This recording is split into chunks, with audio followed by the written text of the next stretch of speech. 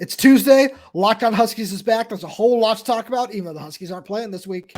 You are Locked On Huskies, your daily podcast on the Washington Huskies. Part of the Locked On Podcast Network, your team every day.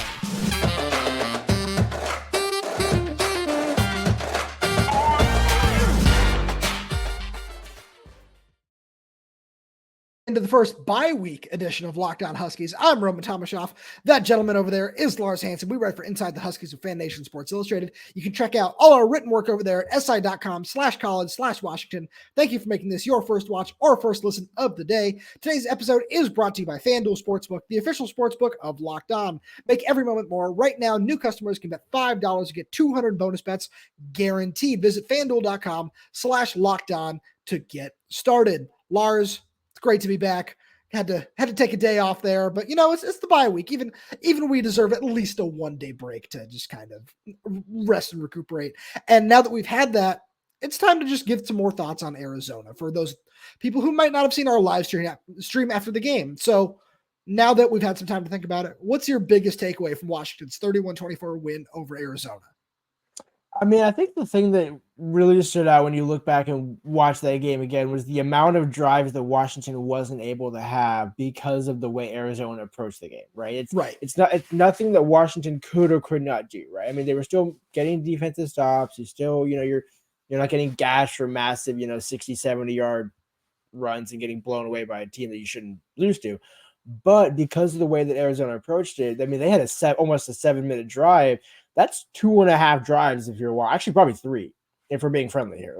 Sure. That's 3 drives Washington didn't get because Arizona was possessing the ball. Now we could say, hey, maybe why did the defense force some turnovers? Well, because again, and William Inge talked about it at his press conference on Monday, when opposing offenses are throwing quickly, you don't have the opportunity A to get held and B to make a play. The ball is out. It's a quick action. It's almost like a run and shoot offense in the basketball court. It's like, right. Hey, you don't have a lot of opportunities because everything you're just going and going and going. So I think that was kind of the big takeaway for me where Washington, because the ironic part, I saw a stat on Twitter where Bo Nix and Noah Fafita are basically in the same ballpark in terms of depth per throw. It's about 5 to 6 yards. Pretty shallow, yeah. Which is so what does that tell me? That tells me, yes, Oregon can take shots more than Arizona. Let's be real. Let's caveat that. Absolutely. But I think the approach to the game is going to be the same that Oregon's going to take. So how does Washington rectify that over the next 2 weeks to where you're going to want 1 or 2 more possessions against Oregon that you didn't have against Arizona? No, absolutely. And that's something where I'm really curious to see how the defense plays it because, again, this defense isn't great. They're not world beaters. This isn't the 2016 defense, but it's not bad. It's middle of the road, and it can do enough at times.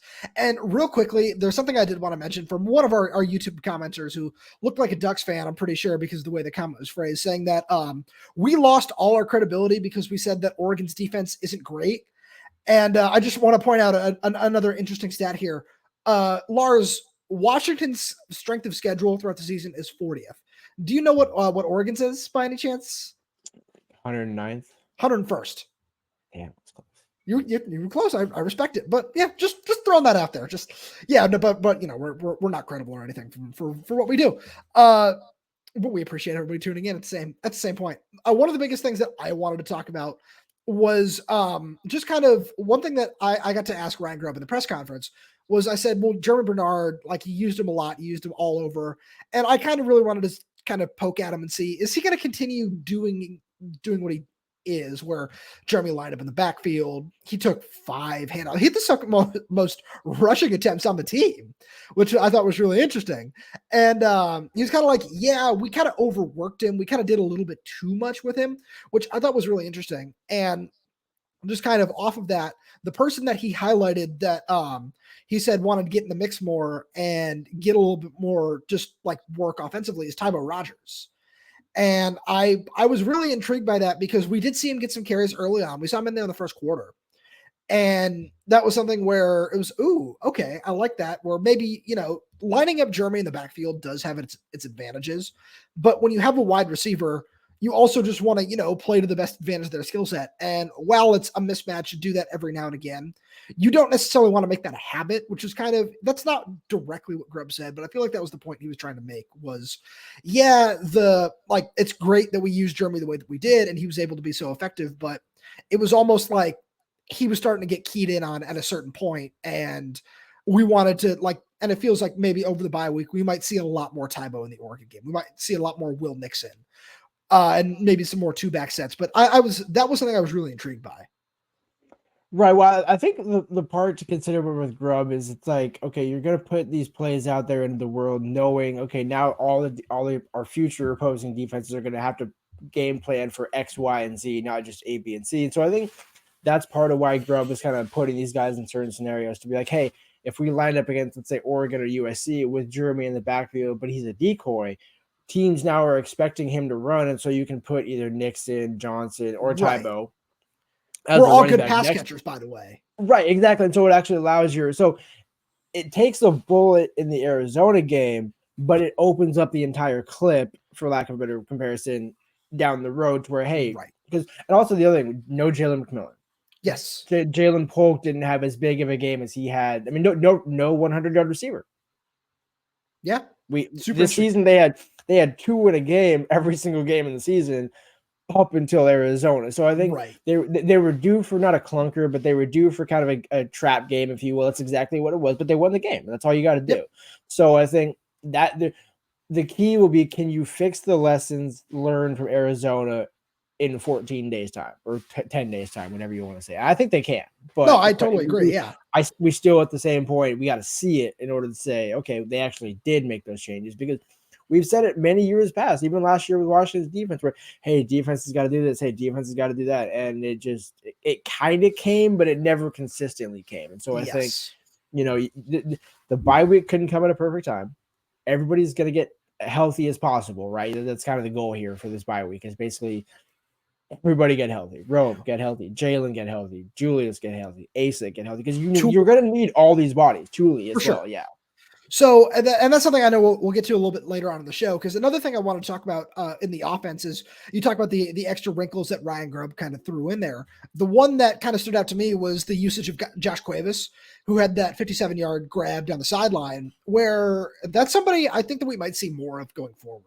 And I think getting him in there, getting him involved just with the personnel, because he's somebody who is going to be on this team next year, going to be a starter next year, most likely. And just kind of getting him in there, and he's such a talented receiver that he can just kind of screw up teams personnel wise by throwing a second tight end out there on the field. And then, how are we going to cover this guy? Are we going to throw a linebacker out there where he might have a speed advantage, or are we going to throw a defensive back on him where maybe he's going to have a size advantage? And I think that that's something we might see a little bit more of also going forward, just to take advantage of mismatches. And that was something we kind of talked a little bit about before the season, where I can't remember which one of us said it. I know I'm a big Josh Cuevas guy, where one of us said that he was going to lead the team in tight end, just like yardage by the end of the year. Or touchdowns. I was going to say, I know you said that against Arizona. I'm not sure what the season was, but yeah, but I think the thing is also that helps Josh's case is he's also a very capable blocker. Yes. So it's a matter of, he can be on the field for he's not a sub in, sub out kind of guy. He's a, where do you want to put him? Do you want him as an H-back? Do you want him in line? Do you want him out? Because he's shown he can do it all. And that's why I remember talking with Ryan Grubb about him after they signed him in February, or back in December, January. But the point of it was, it's like, he's a big play guy, but he's also like able to kind of do a little bit of everything. That's kind of what they like about him, is you're not just a blocker. You're not just a guy who, you're a great pass catcher. Like, everybody wants to talk about Travis Kelce on the wide out tight ends, but you need to be able to block too. In this offense, the tight ends have to do basically everything. And so Josh is actually he's not surprised me, because I thought he could get to this point, but I think he's gotten to this point even sooner than I thought he would. Partially that's because of the room. Partially that's because, he's actually taken that next step and taken the assertiveness from the coaching staff. No, absolutely. And now it's time for your game changer of the week, brought to you by Athletic Brewing Company. much like Jeremy Bernard, who just had a fantastic game, doing a little bit of everything, run blocking, scoring touchdowns on the ground, being the team's leading receiver, Athletic Brewing has completely changed the non-alcoholic beer game. They make non-alcoholic beers that actually taste good. They're constantly releasing limited edition experimental styles to add to their variety, and they're fit for all time, so you can drink them anytime, anywhere, and make any activity even more enjoyable, like watching a big game or your kid's game, tackling work, or working out, or truly just whatever you want. And one of the best parts is there are no hangovers ever. You can find Athletic Brewing Co.'s non-alcoholic brews at a store near you or buy online at athleticbrewing.com. First-time customers can use code LOCKEDON to get 15% off your first online order. That's code LOCKEDON at checkout for 15% off at athleticbrewing.com. Near beer, exclusions and conditions apply. Athletic Brewing Company, fit for all times. Whew, all right. Next thing, there's no game this week. We're sorry, Husky fans, but it kind of just gives into a double Oregon hate week on Twitter. I'm sure you've seen some of the memes already, and I think it's gonna be really fun 2 weeks on the old Bird app. But what do you think? And the coaching staff on both sides, really, with Oregon's as well. There's going to be a lot that both staffs want to get right before this game, which I believe I saw Stuart Mandel put out there on Twitter that this is going to be the highest ranked game between two Pac-12 opponents in like 7 or 8 years or something like that. It's going to be a really, really fun game. And what do you think the number one thing that you want to see the Husky coaching staff just kind of fix in air quotes, or just try to improve on over the bye? I mean, I think it's a sense of you have to force a turnover or two against Oregon. I mean, because the thing is, Oregon, their defense has improved from last year, so they're going to be flying to the ball as well. Michael Penix has to make better decisions at times. It's kind of like this is the game where that, diamond, pressure makes diamonds. It's like this is where it really matters, where when everything is on the line, can Penix, I'm not doubting that he can, right? But can Penix not try to force the ball? Because that's where you lost it against UCLA last year. Where you won it against Oregon, where you dropped the ball into Taj Davis. I think it's a matter of, can the defense get the offense a chance by halftime, right? Because if it's a game at halftime, you're confident that you can match scores in the final 30 minutes. I don't think that's the issue, but it's the case of if Oregon's defense is able to pin Washington back, Washington's offense doesn't get going, and the defense gives up a couple early touchdowns, that's kind of where the dangerous game comes into play, because they haven't played from behind except for the Boise State game in the first quarter. Yeah. Right. So the last time Washington played from behind was the Oregon game, probably. I believe, actually, going back to last year, I think it was the Oregon game at some point, or maybe where they were tied. Wazoo. Right? There might have been a drive or two. Right, but again, when you're starting to go back further and further into the 2022 calendar season, it's right. We're splitting hairs at this point. Right. So I think the thing for this staff this year where it matters is, okay, look, 2 years ago, Washington had 7 first downs against Oregon.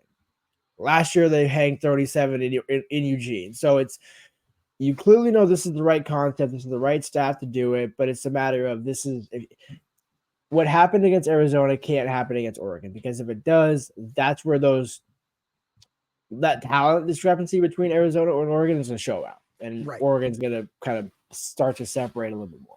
No, I agree. And I think the biggest thing for me is just solidifying the run defense, because the run defense, they only gave up 110 yards, something like that, I think it was, but it just kind of felt like there could have been a whole lot more at certain times. And it's something that I remember was the biggest thing in last year's matchup with Oregon. It's just wrapping up ball carriers and getting them on the ground. And if that's committing an extra guy to the box and just manning up on the outside, I feel like they can do that. I really do. Because Troy Franklin and Jabbar Muhammad, I think that's going to be just the number one matchup that I'm going to want to watch in this game, because I think that Rome McMillan is one of the best receivers in the country. And he had 35 yards receiving, I think, by the end of the game. Might be negating one catch there at the very end, so might be a little bit more than that, but he didn't necessarily have his best day. And I think that's something where Jabbar did really, really great work on him. Missed an interception by about that much, and on a pretty tough throw too to make it a pick on. But I think that's something where this is going to be arguably his toughest matchup of the year, because I like all the guys they have at USC. The only guy that I think might be better than Tyron McMillan or Troy Franklin is Zachariah Branch, and he's a freshman. So we'll kind of see how that plays out. Taj Washington down there is really good. So is Dorian Singer, but we'll get to that game down the road. So I think that that's going to be like the big thing, because if Jabbar can do a good enough job to take away Bo Nix's top option, kind of force him to go somewhere else, wherever that might be. It's not like they don't have talented guys at other places, but if he can just kind of take away that first read every time and just kind of force him to hold the ball, or force him to have to try to tuck and get out of the pocket or do something else, that's going to be really, really huge, because it could go a long way towards forcing one of those turnovers or getting a couple of more sacks, something like that. I agree with you there. The one thing that the interesting thing about Jabbar is we know how good Jabbar is, right? I think that's pretty For shady. sure. Where I had a tweet about that yesterday. His yards per game allowed, he hasn't allowed more than he's allowed under 20 per game. I know that for a fact, but I don't know what exactly the average is. But the point is, it's like, okay, for as great as Jabbar is, you look at Thaddeus and Elijah Jackson. That's where the problem is. It's like, right. And that so when you face a team like Oregon, it's great. Jabbar can handle either Troy Franklin or pick whichever receiver you want to put him on. So you're taking away one of the options. But here the problem with Oregon is you have Bucky Irving out of the backfield, you have a pair of other receivers, and you have Bo Nix who can run. And so the problem for me is going to be who's going to spot. Is Eddie going to be the spot? Is it going to be Alfonso? Is it going to be Dom Hampton, who played 72 snaps against Arizona? So I think there's a number of ways in which, or Asa Turner, is he able to come back and be a potential spot? That sort of thing. Because if you're able to control Bo's ability to run, that's going to limit the explosive plays Oregon has. Because when he gets out of the pocket, when he's able to scramble around and almost have the jailbreak play where the receivers then break off from their routes to kind of just run to find the ball, that's where Washington would lose the game. But not because of Jabbar necessarily, but it's the off-script stuff. Right, and we saw it against even Arizona where, Mikhail was right there to make a tackle, but they still get the first down, right? So it's like, okay, you're not getting gashed for touchdowns. It's like a death by 1,000 cuts. It's like, okay, you'll take the death by 1,000 cuts because it allows you to stay in the game more and, that sort of thing. But the more you have those cuts, the worse it gets the longer the game goes along. And Washington, as we said, the offense can hang as many as they want on people, but they only hang 31 on Arizona because of the style of play. So now you're going to say, okay, if Washington's going to be held to under 40, that means the opposing offense has to be held to under 22 or 21, which they did. But Oregon, that's a lot tougher task, even though you're absolutely. Even though you're at home.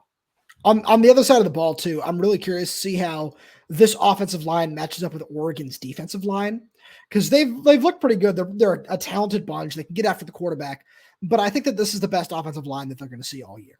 And they haven't necessarily faced a super strong one yet. And I think that they have a lot of talented players on that front, right? And Washington's offensive line got exposed a little bit. I don't know if I want to use the term exposed, but they got taken advantage of a little bit, and Arizona recorded 2 sacks, which is like a record at this point under Kalen DeBoer and Ryan Grubb's offense. But that's something that I'm really curious about, because it is a talented front. And it's going to be a huge matchup for both sides. And I think that if Oregon is just going to rush with 3 or 4 all game long and try to just put as many players back in coverage as they want, if those guys can get home, that's going to be a huge issue. But if the line can hold strong, especially if Julius Buelow comes back, which is something we'll probably get to a little bit more in the next segment, I think that that's something that could be really huge for just kind of what Ryan Grubb's game plan is going to be offensively. Yeah, and I mean, I think but it's kind of the ironic part, as you mentioned, where it's like you gave up 2 sacks to Arizona. So Oregon in that same theory should probably have 4 or 5. But talk on Washington's offensive line, I think truly Oregon's going to sell out to rush Penix and force those bad decisions. Because I think that's what teams are starting to realize about Washington, where if you rush 3 and drop 8, yeah, you might be able to get away with that, but I think Penix has proven he can find guys and make it work, or even hit the check down. If you're getting pressure on him, whether it's 4 or 5 or even 6 guys, those decisions have to come a lot quicker. And when you don't have Jalen McMillan, if you don't have guys that you're surefire that are out there, not that Penix struggles, but that's where the door opens to have a potential error, right? That's where he's got to force. I mean, he had all day to throw against Cal and threw a pick going for Jalen Polk on a comeback, right? For sure. But again, that was because again, it's one of those jailbreaks. Hey, Cal kind of almost had the same situation where they dropped so many guys back. Penix had all day to throw, and yes, you get the interception, but for the most part, he was able to pick them apart. I think if Oregon with a better defense, better talented rushers, you're going to see a little more pressure on him from a few different angles. And I'll be curious to see how does Penix respond and how does Grubb scheme against that. I think that that's something where Penix and this group of receivers have so much chemistry that if a play does break down or something like that needs to happen, that he's an excellent processor where he'll see these reads and he knows when to throw the ball away. And Ryan Grubb has talked about that like ad nauseum, just like, yeah, it's okay to throw the ball away. We know when to do it. We know how to do it. So that's not something that I would be more worried about. The thing that concerns me is kind of what you just said with the interception against Cal, where there are times where I feel like he's just overconfident in his arm. And it's not a bad thing because the dude can make every throw on the field and he does it at a really, really high level. There are some times where I think he sees, oh yeah, I've made this throw 100 times. I'm going to try to do it again. Oh, I didn't see that other guy there, or I saw him there and just thought I could fit it in. And that's kind of something I've seen from him at points of time on film where, again, it can be an issue at times, but he makes more than enough good throws where it's just kind of a moot point because they still don't really happen very often. And real quickly here, before we move on, it's time to remind our friends about the good people over at FanDuel, because you can snap into the action this NFL season with FanDuel, America's #1 sportsbook. Right now, new customers get $200 in bonus bets guaranteed when you place a $5 bet. That's $200 in bonus bets, win or lose. If you've been thinking about joining FanDuel, there's no better time to get in on the action. The app is so easy to use. There's a wide range of betting options, including spreads, player props, over-unders, and more. So visit FanDuel.com/lockedon and kick off the NFL season. FanDuel is an official partner of the NFL. Couple things that you might want to look for over on that FanDuel app. Washington opened as a slight favorite against Oregon. Doesn't look like that line has moved recently, and Caleb Williams has jumped in front of Michael Penix after his 6-touchdown day in Boulder for the Heisman favorite. So, if you want to throw some money on Penix, thinking he might have a good day against Oregon, I don't think that's the worst thing in the world. No. Not at all. But moving on here, Lars, how healthy do you think the Huskies is going to be against Oregon? I mean, I don't know if Thule will be back. I think they'll probably have everybody else. I mean, I would be, I get it. I would be surprised at this point if in 2 weeks Jalen McMillan isn't back. I'll be very surprised. So that we on this podcast said, oh, he's going to play against Arizona. And Kalen DeBoer was basically saying, yeah, he's going to play against Arizona. And then it kind of felt like it was almost a last minute thing of, we want to make sure he's 100% and we don't really want to push it, have something happen. And then he definitely can't play against Oregon. That kind of feels like where that decision came from. Like, have you heard anything different?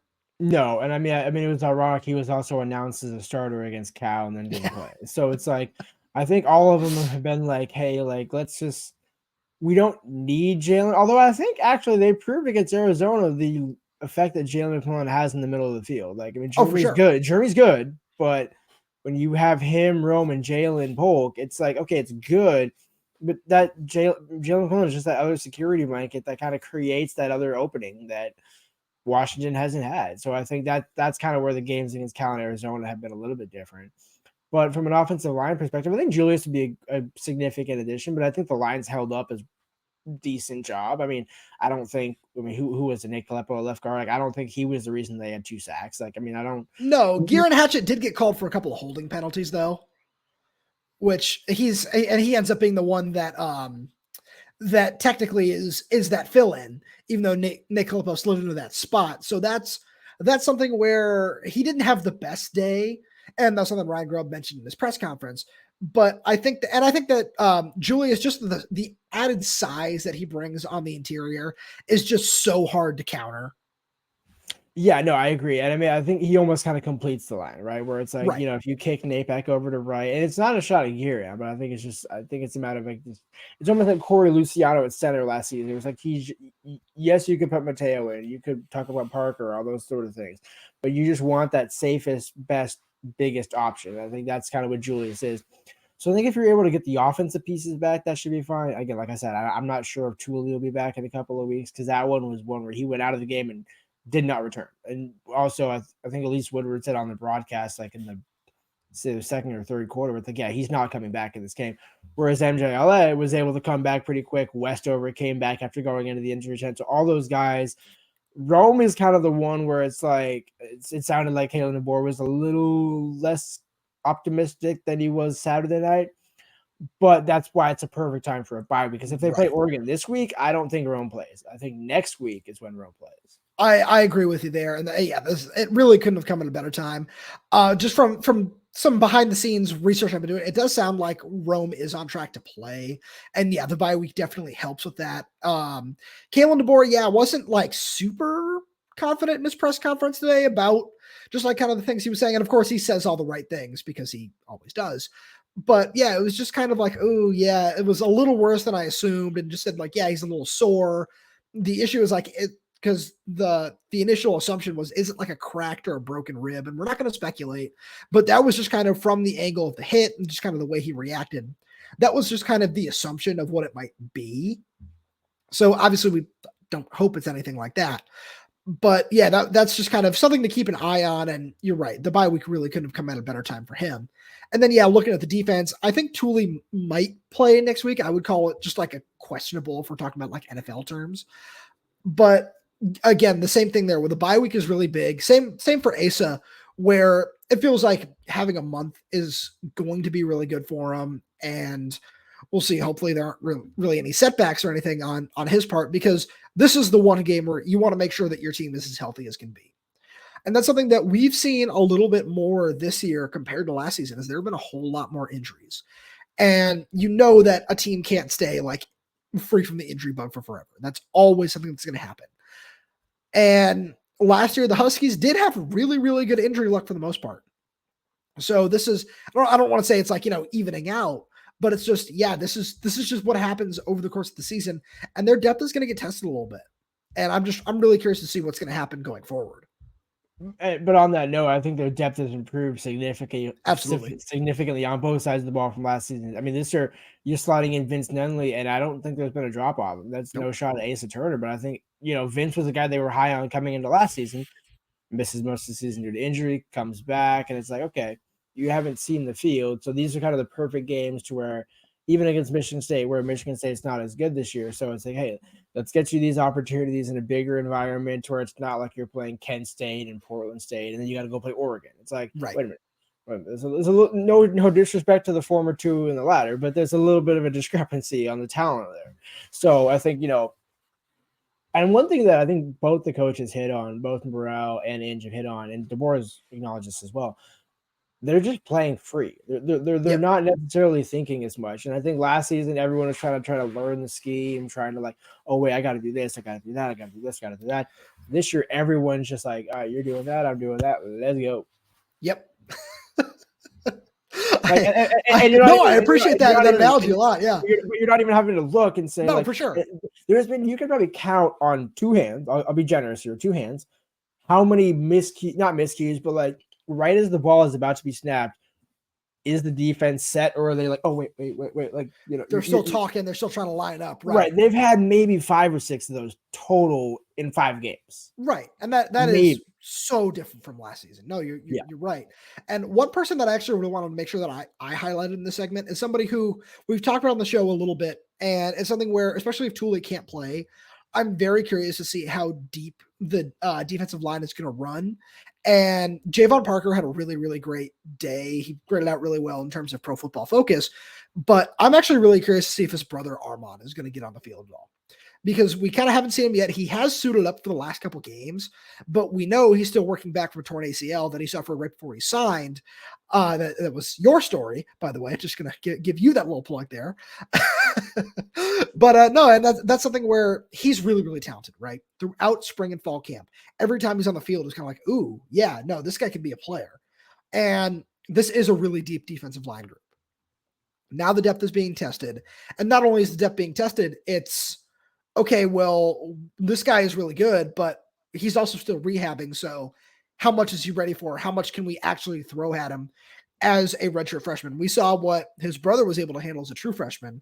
So I don't necessarily know if that's like going to be a problem, but I think it's just the coaching staff is saying, all right, we haven't seen it yet. We've got all these other guys that for the majority are much older upperclassmen. So we trust them a lot more in these situations. And because, you're still trying to get your feet under you in college ball coming off an injury, we want to play that really, really safe. But I think that they might not end up having a choice, and he could just force his way onto the field.